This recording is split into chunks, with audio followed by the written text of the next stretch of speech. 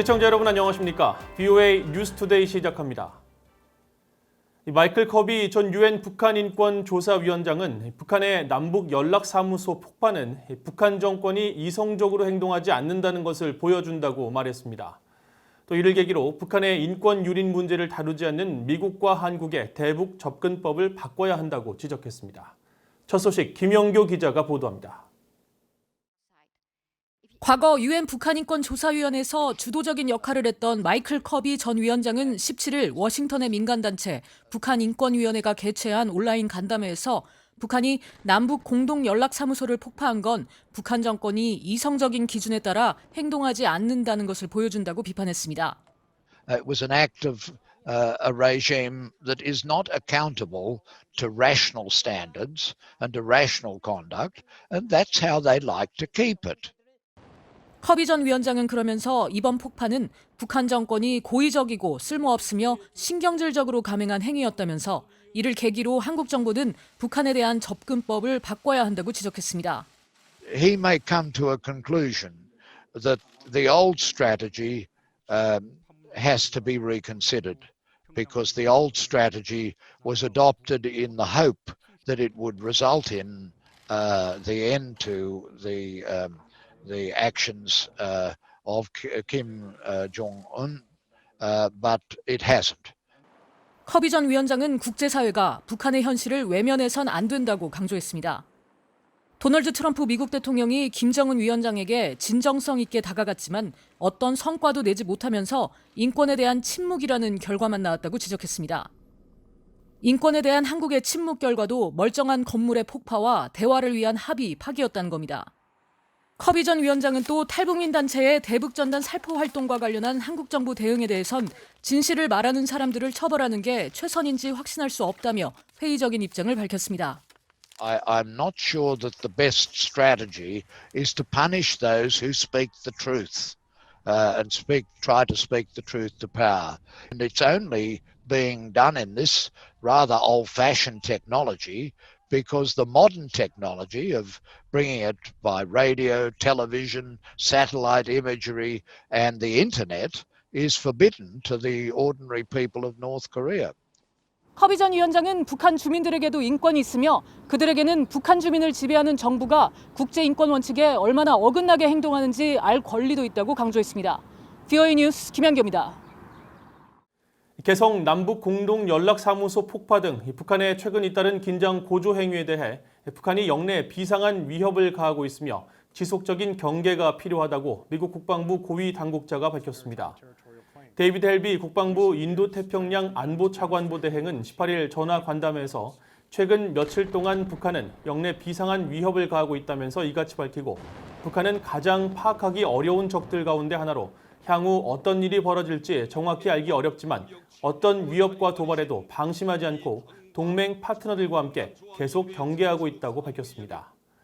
이어 한반도 긴장이 고조되는 상황에서 전략자산 전개와 미한 연합 군사훈련 재개 요구가 나오는 것과 관련해서는 가장 효과적인 연합 억지와 방위 능력을 위해 동맹인 한국과 지속적이고 긴밀한 협의를 하고 있다고 말했습니다. 이어 북한의 비핵화에 대한 최종적이고 완전하게 검증된 비핵화, 즉 FFBD 목표는 미국의 목표이자 인도태평양 영내 국가들의 공통 목표이며 앞으로도 계속 유지될 것이라고 강조했습니다. 북한이 한국과 미국을 압박하는 배경에는 북한의 심각한 경제난이 있다는 지적이 이어지고 있습니다. 실제로 핵미사일 개발로 이뤄진 국제사회의 대북 제재 이후 신종 코로나 바이러스 여파까지 겹치면서 북한은 최악의 어려움에 처한 것으로 분석됐습니다. 함지하 기자가 보도합니다. 북한은 올해 들어 지난 4월까지 최대 무역국인 중국과 약 2억 5천만 달러의 수출입 기록을 남겼습니다. 예년에 비해 무역액이 급감한 지난해 같은 기간 7억 5천만 달러보다도 최대 약 3분의 1 하락한 것인데 신종 코로나 바이러스로 인한 국경 봉쇄가 큰 영향을 끼친 것으로 풀이됩니다. 이런 상황에서 일부 언론들은 최근까지 북한의 대중국 무역 상황이 크게 개선되지 않았다고 지적해 이런 추세라면 올해 상반기 북중 교역은 역대 최저를 기록할 가능성이 높습니다. 북한 경제의 어려움은 신종 코로나 바이러스 이전부터 이미 예상됐었습니다.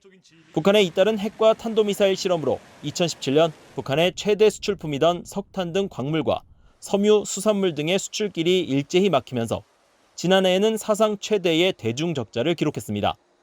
2017년부터 매년 20억 달러 안팎의 적자를 보면서 지난 3년간 북한의 누적 적자만 62억 달러에 달합니다. 전문가들은 북한 경제가 제재와 전염병이라는 이중고에 직면한 상태라고 지적했습니다.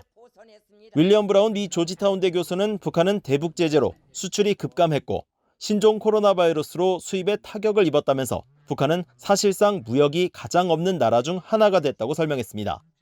And then in 2018, 2019, their exports of course collapsed, but their imports kind of maintained a fairly high level. Now that's the difference this year. This year, North Korea's imports, which are mostly consumer goods these days, have collapsed. 트로이 스탠거론 한미경제연구소 선임국장은 최근 베이징 등 중국 일부 지역에서 다시 신종 코로나 바이러스가 퍼지고 있는 점을 언급하며 현재 상황의 장기화 가능성을 제기했습니다. 제재를 피해 외화벌이 수단으로 떠올랐던 북한의 관광 산업에 미칠 악영향도 주목했습니다. It also means that tourism becomes less likely because people will probably not be likely to want to travel to North Korea due to the state of its own healthcare system, knowing that if they did become sick, there'd be less access to the type of facilities you might need. 북한은 올해 완료 목표로 국가 경제 발전 5개년 전략을 수립하고 각종 건설 공사 등 경제 활성화에 주력했습니다. 전문가들은 5년 전 약속한 경제 발전 계획이 사실상 물거품이 되면서 북한 정권은 확산되는 주민들의 실망과 지도부를 향한 불신을 어떻게든 해결해야 할 처지에 몰리고 있다고 분석했습니다. BOE 뉴스 함자입니다. 북한에 억류됐다 혼수 상태로 송환된 뒤 숨진 미국인 대학생 오토 원비어의 사망 3주기를 맞아 그의 죽음을 기리는 초당적인 결의안이 미국 상원에서 만장일치로 채택됐습니다. 원비어의 고향인 오하이오주 상원의원이자 이번 결의안을 대표 발의한 로 포트먼 공화당 의원은 18일 BOA에 결의안이 이날 상원 본회의 구두 표결에 붙여져 만장일치로 통과됐다고 밝혔습니다. 결의안에는 원비어 죽음에 대한 책임이 북한 정부에 있다는 점을 분명히 하고 미국은 지속적으로 유엔에서 영향력과 투표권을 활용해 북한의 조직적인 인권 유린 행위를 규탄할 것을 촉구하는 내용이 담겼습니다. 한편 이날 미국 하원에서도 원비어의 고향인 오하이오주 출신 공화당 의원들이 공동 발의한 원비어 추모 결의안이 상정됐습니다. 결의안은 잔혹한 북한 독재 정권의 책임을 강조하면서 새 대북제재법인 원비어법 등 북한 관련 제재들은 북한 정권이 대량 살상무기 확산과 실험을 중단하고 미국 등 다자대화에 동의할 때까지 지속적이고 완전하게 시행돼야 한다고 강조했습니다. 존 볼튼 전 백악관 국가안보보좌관은 지난 2018년 싱가포르 미북 정상회담 한 달 후 마이크 폼페오 국무장관이 북한을 다녀온 뒤 도널드 트럼프 대통령의 대북 외교 성공률을 제로로 깎아내렸다고 주장했습니다. 워싱턴 포스트와 뉴욕타임즈, CNN 등 미국 언론들은 18일 백악관이 출간 금지 소송을 낸 볼튼의 회고로 그 일이 있었던 방의 내용을 공개하며 이같이 전했습니다. 보도에 따르면 볼튼 전 보좌관은 싱가포르 1차 정상회담과 관련해 트럼프 대통령은 참모들의 반대에도 불구하고 어떤 대가를 치르더라도 정상회담을 갖는데 필사적이었다면서 당시 회담에서 두 정상이 서로를 추켜 세우며 김정은 위원장이 트럼프 대통령을 낚이게 했다고 밝혔습니다. 볼튼은 또 ABC 인터뷰를 통해서는 싱가포르 회담과 지난해 6월 판문점 회동은 사진 찍기에 상당한 방점을 둔 것이라고 주장했습니다. 이에 대해 도널드 트럼프 대통령은 18일 자신의 트위터에 볼턴의 책은 거짓말과 만들어진 이야기 모음집이며 자신을 해임한 데 대한 복수를 하고 있다고 비난했습니다. 미국이 6.25 한국전쟁에서 전사한 한국인 참전용사 유해 확인 작업을 마친 147구를 한국에 보냅니다. 미국 국방부 전쟁포로 실종자 확인국의 리 터커 공보관은 18일 BOA에 이번에 보내는 한국 용사들의 유해는 모두 147구로 역대 최대 규모로 현재 한국으로 가고 있으며 이 유해들 가운데 77구는 지난 2018년 싱가포르 미북 정상회담 이후 북한이 미국에 보낸 55개 상자에 포함됐다고 밝혔습니다. 터커 공보관은 또 한국에서는 이들 유해들에 대한 환영식이 오는 25일 한국전쟁 70주년 행사에서 진행될 것이라고 밝혔습니다. 이상으로 BOA 뉴스투데이를 마칩니다. 시청해주신 여러분 고맙습니다.